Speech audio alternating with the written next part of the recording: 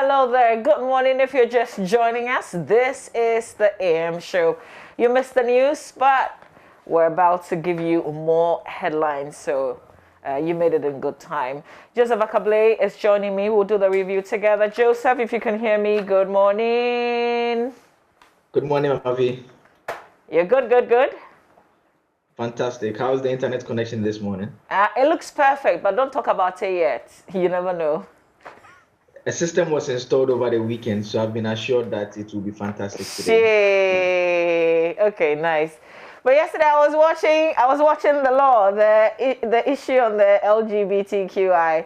I mean, even this one, lawyers always disagree. We know that they take different angles, but this issue, I don't know. Once you couldn't settle the score on the law, I don't know where else we could settle it. I mean, in my opinion, I think it was settled. If just that no one wanted to agree to what the settlement was, but I think some admissions were made even by the lawyer who was in support of the bill, to the effect that he thinks there's some fine tuning that ought to be done. I thought that was a bit of a compromise for both sides, because the scholar, the law researcher, took the view that it was a law that was terrible, while the other gentleman took the view that it was actually a beautiful piece of legislation. Yet, in the end, eventually admitted, even though it's just one sentence, that it's something that needs to be worked on a bit. But it was very heated discussion, and I was just laughing at various points of it. It wasn't easy at all. Absolutely. I think you did a good job trying to get the two gentlemen to still make their point and to have the freedom in doing so. But listen, we've sent many laws in an initial form of a bill, terrible, a lot of MPs will tell you, but they've come out fantastic. So this won't be an exception, really. Except that with this particular bill, so I went through the bill as well. A lot of the clauses seeks to do the very same thing. So it lays a foundation about what constitutes proper human sexual behavior. Then it begins to say that, I mean, if you make any comments against it, if you push or publish anything in that regard. And so it's a very strict foundation that it lays, that it's very difficult to see how those aspects will be taken out, except they are just struck out completely. So like the advocacy and all those things. But that is what the bill, the promoters are actually coming against. They are against people who want to advocate for such rights. And so how do you restrict such expressions without stifling free speech? And that is the difficulty that the drafters and those who will be making changes will really struggle to find a fine line in between. But it remains to be seen. I was also having a conversation with someone yesterday about what happens should Parliament pass it and the President decide not to sign it into law. I'm told that under the Constitution, the process is that if the President decides not to sign it, he would have to refer it to the Council of State, or he will write back to Parliament specifying reasons why he cannot sign it and also making recommendations about the bill. Then when Parliament reconsiders it and decides to pass it in any form, with the various two-thirds majority approving it, the President will now be bound to pass it within 90 days, sign it. He has no option after that. Yeah.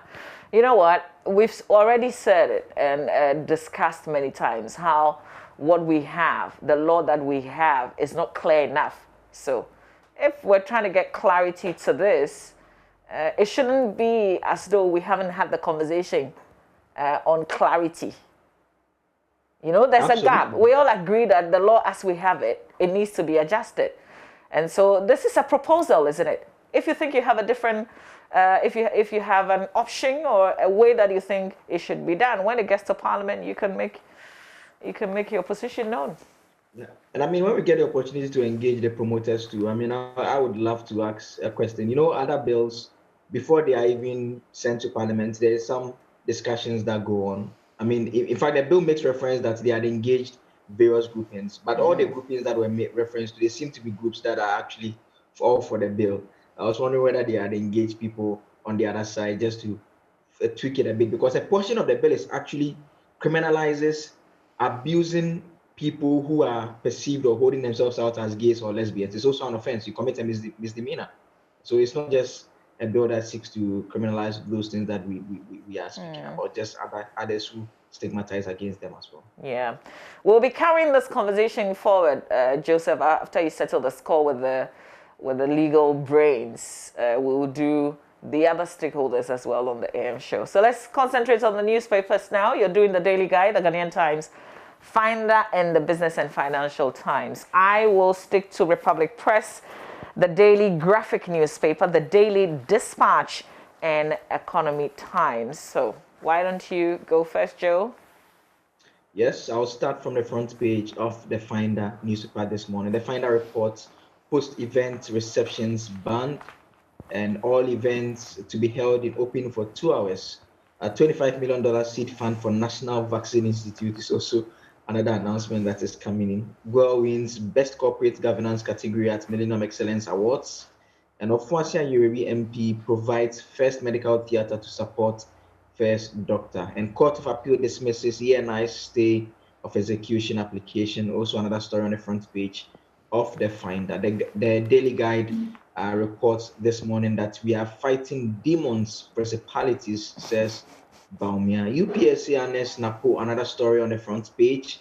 And I'm coming back is from John Dramani Mahama, according to the Daily Guide. And on the story about the UPSA honoring Napo, we have been told 1,842 degree holding police officers promoted. Is also another educational story on the front page of the guide. And slain cop in bullion van robbery buried. A very sad story over the weekend there. We can do the front page of the Business and Financial Times now. Mid-year budget reinstates 17.5% get funds / NHIL to former status, coming from a tax analyst. And scrap PFJ fertilizer subsidies. Peasant farmers and dealers not interested in scheme. Subsidies already declined to 38% in 2021 from 50% in 5 years. And Goa wins Corporate Governance Award is also here. Bonds market to see new indices by end of year is also on the front page of the BNFT.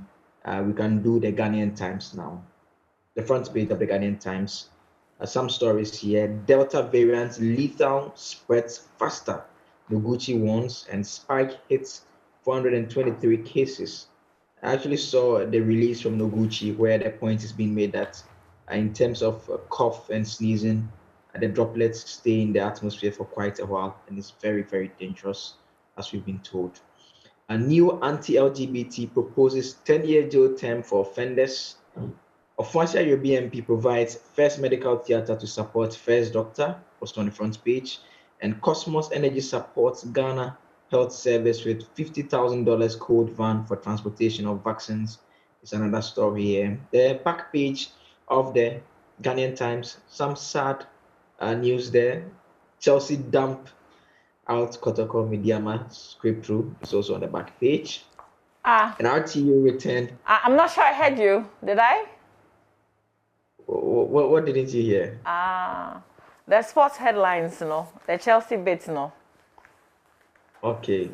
So when you grab a copy of because I think you said sad news. Did you say sad news? I did say that. It's been coming, or you didn't see? Charlie, you see, say I guess on Kotokoti be the hang for the car inside. Charlie, the year to actually cry. Oh my God! Okay, you guys are now coming to the. I thought you said you had a lot of money, or the money isn't helping. How about your international manager and the players? I'm off football. I'm on a football break now. If you tell Nana I don't support Kotoko anymore. Your downfall is my joy. I don't feel sorry. But the back page has this story about Accra Hasselhoff, the glorious Accra Hasselhoff. Thank you. Amankwa Critic sees hearts through to semis. So that is some good news there. Phobia. They are on the verge of a double, and so please, we don't need you to say anything. No pressure on our guys.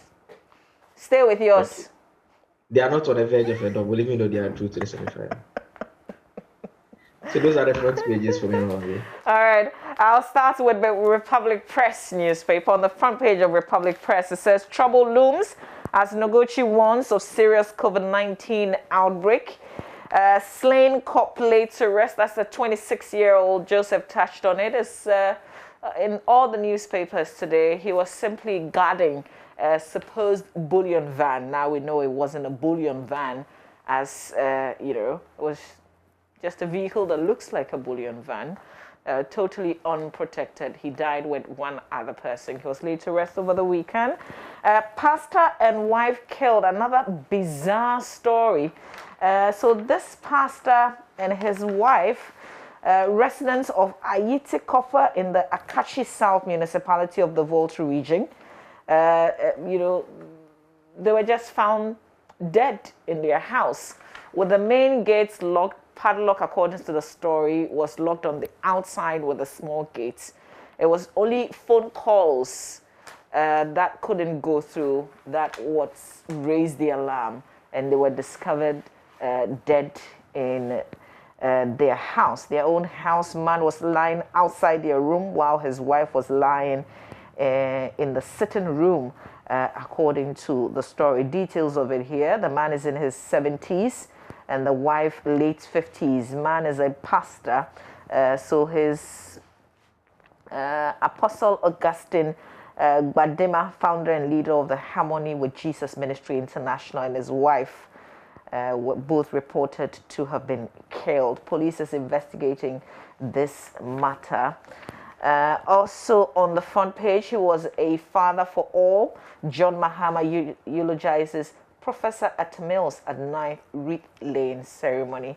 Security analyst urges president to confirm Ekofu Dampare as substantive IGP, and government to establish Girls STEM Senior High School in Accra. From the Republic Press newspaper, let's do the Daily Graphic newspaper. On the front page of the Daily Graphic, President reinforces COVID-19 restrictions, ban on post-event receptions, mass gathering lasts 2 hours.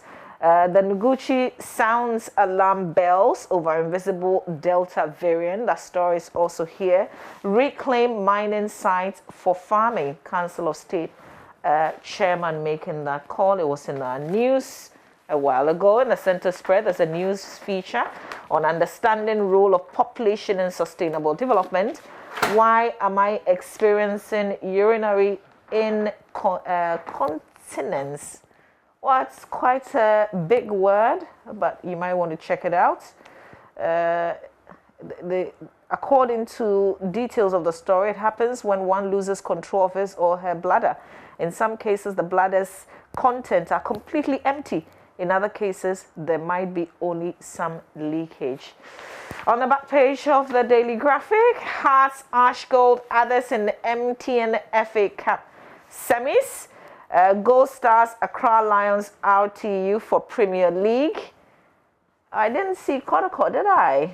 Oh, because Chelsea damned Kotoko.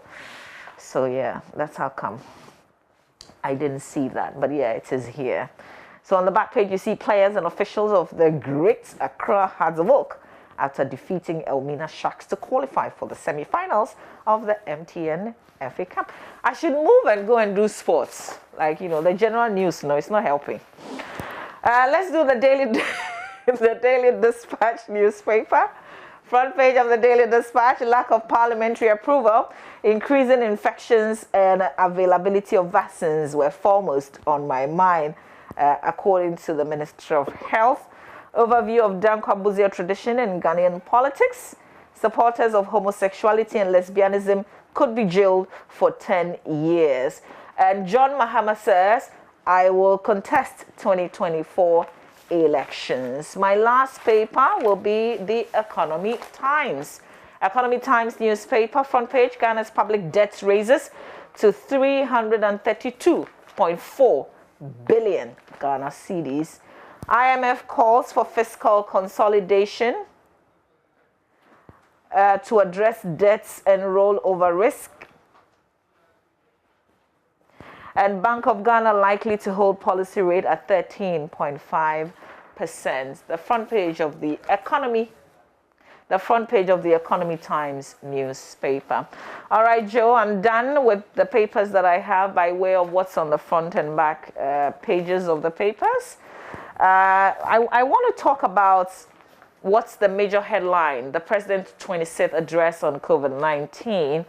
The Daily Graphic puts it this way, that President reinforces COVID-19 restrictions. So I guess there's an agreement that we actually had some restrictions in place, except that it didn't feel like it because blatantly top officials, everybody, well, not everybody, most people, including those who are supposed to lead by example, just blatantly ignored the protocols.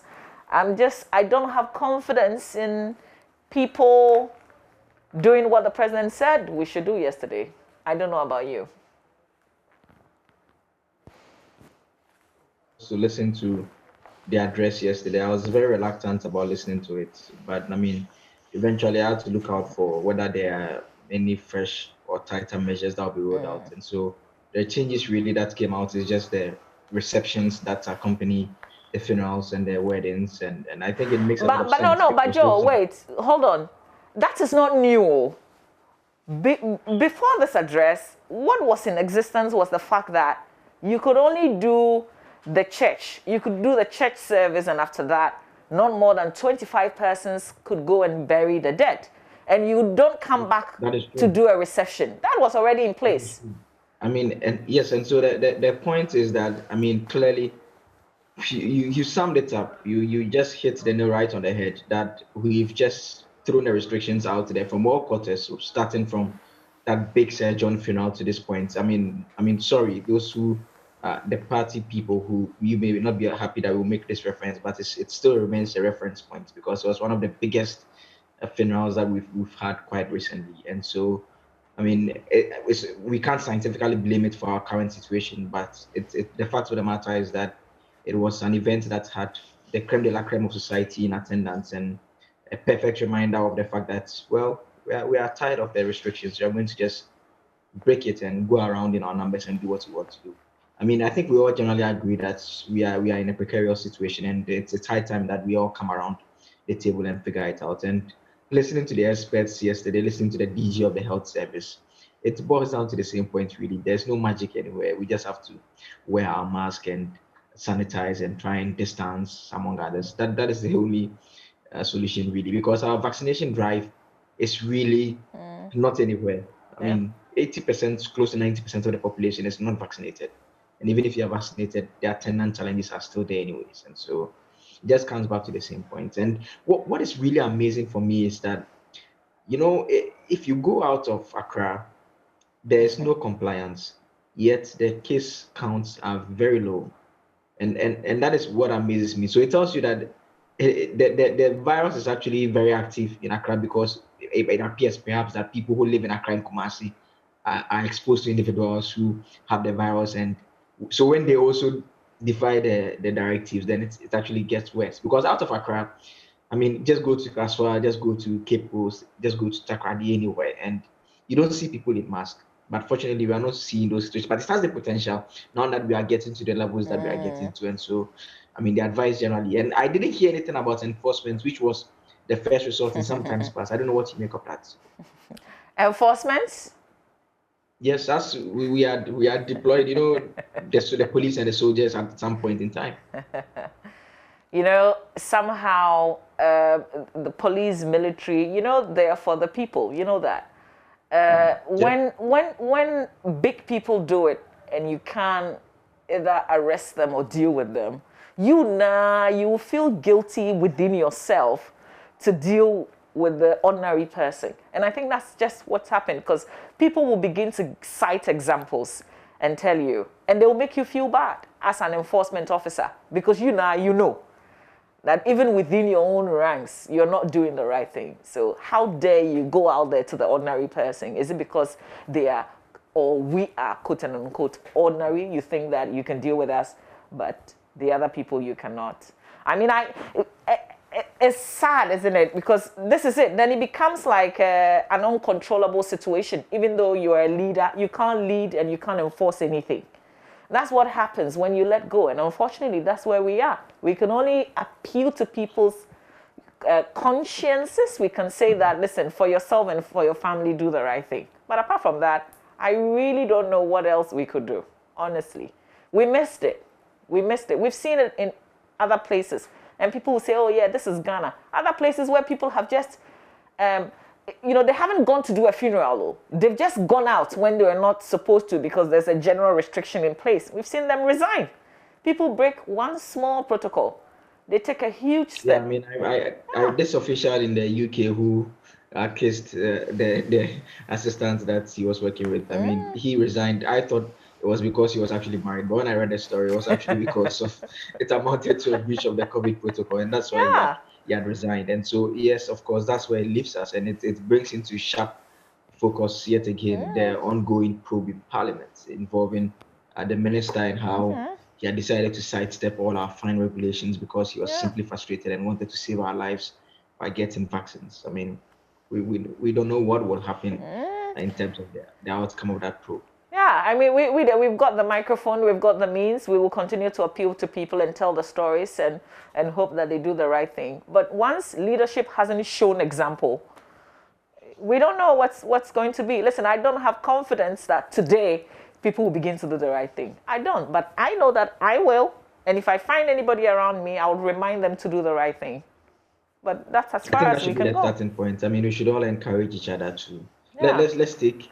I saw some post about an inscription behind a car. I'll send it to you later. I can't say it on now, but it's about our leaders and what they are. I mean, I think we should all take the leadership issues at our local levels and just try and stick to the protocols, try and wear the mask. I mean, I think there's the story that has stuck with me around.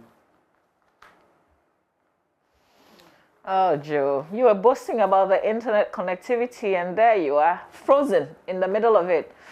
Joseph Akable will be back, I guess. Joseph?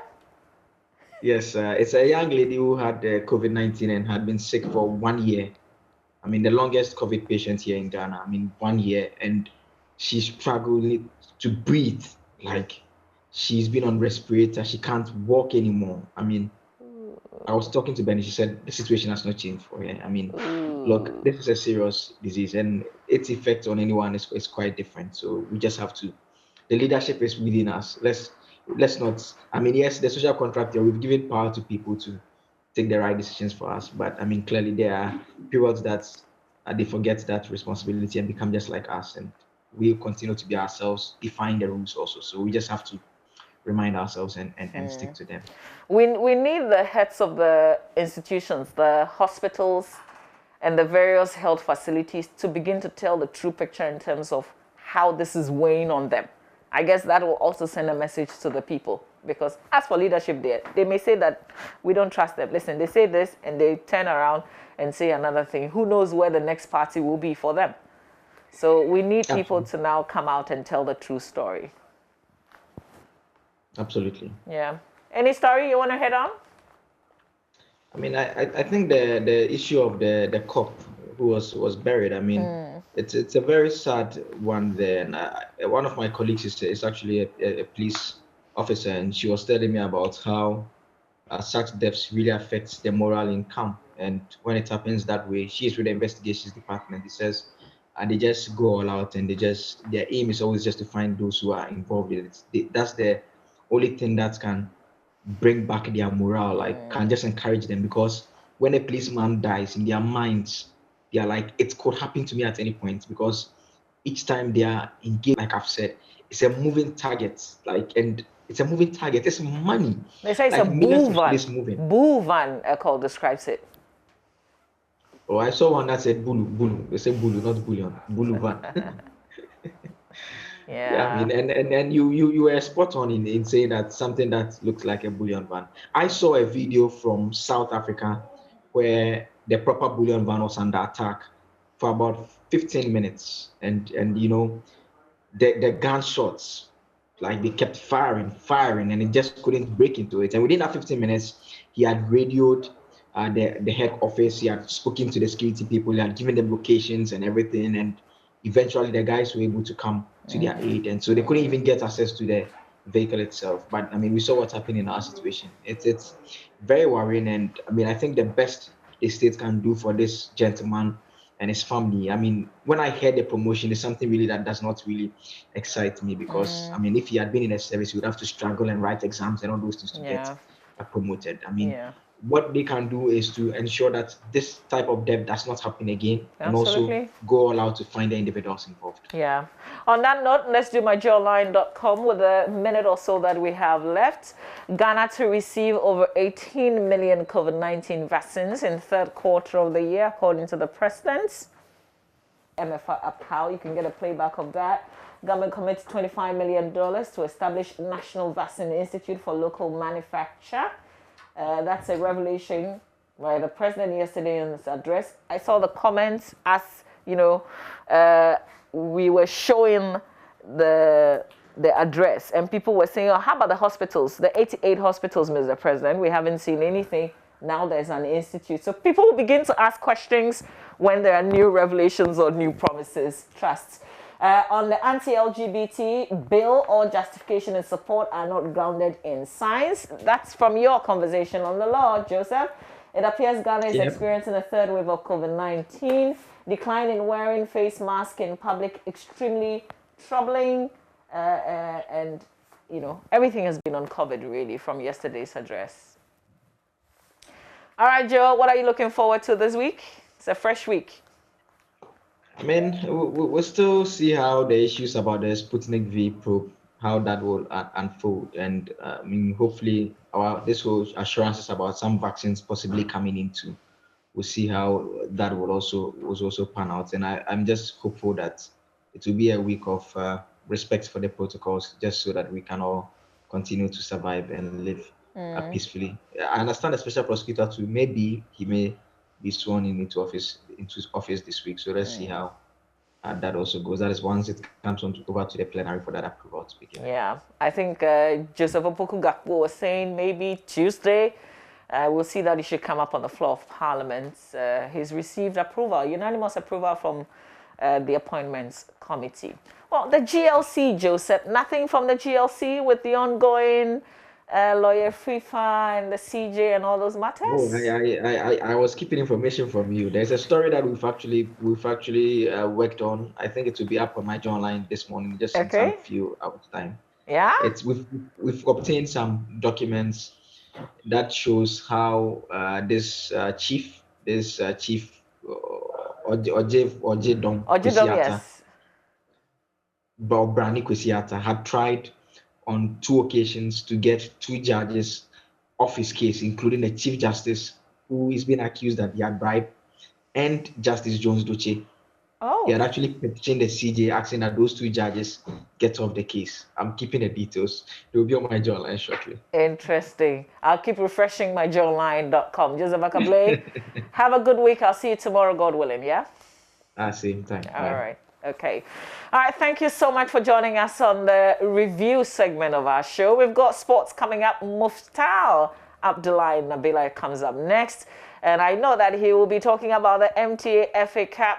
But just in case he doesn't touch on the fact that Kotoko were dumped, I am telling you, stay for sports.